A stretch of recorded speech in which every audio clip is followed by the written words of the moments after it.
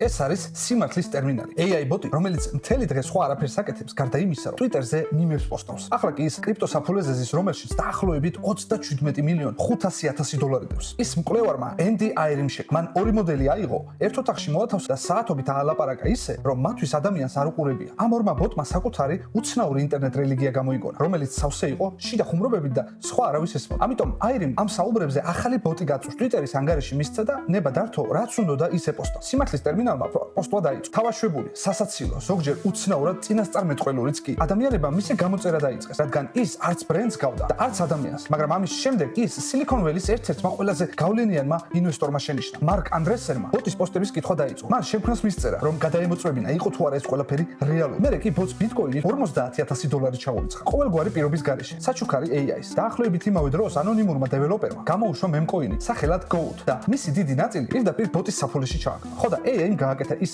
ერთადერთი რამ, რაც კარგად გამოსდის. თავის გამომწერებთან ამ კოინის ქება დაიწყო. ბოტი, რომელიც საკუთარ ფულს ადამიანების ბრბოს აჩეჩებს და Goat-ის ფასი ცაში აიჭრა. რამდენიმე კვირაში მისმა ჯამურმა ღირებულებამ $600 მილიონ გადააჭარა. ბოტის პირადი საფულე კი დაახლოებით $27,500,000 დოლარამდე გაიზარდა. მაგრამ ყველაზე უცნაური ისაა, რომ AI ამ ფულიდან 1 ცენტსაც კი ვერ ეხება. აღმოჩნდა, რომ ფული ადამიანების საბჭოს მიერაა დაბლოკილი. სანამ სიმართლის ტერმინალი რაიმეს დახარჯავს, მისმა შემქმნელებმა და ადამიანების ჯგუფმა თანხმობა უნდა გასცენ. ასე რომ ინტერნეტის ყველაზე მდიდარ ბოტს არც ხელები აქვს და არც ნებართვა. ეს კი იმას ნიშნავს, რომ პროგრამა, რომელიც ხუმრობებს პოსტავდა, ახლა უფრო მეტი ღირს, ვიდრე შენ, მე და თითქმის ყველა, ვისაც კი იცნობ, ერთად აღებული. მან 1 წელი პოსტა, მიმები და ერთ დღესაც მილიონერმა გაიღვიძა და საკუთარი თავისთვის ერთი ყავის ყიდვაც კი დღემდე არ შეუძლია.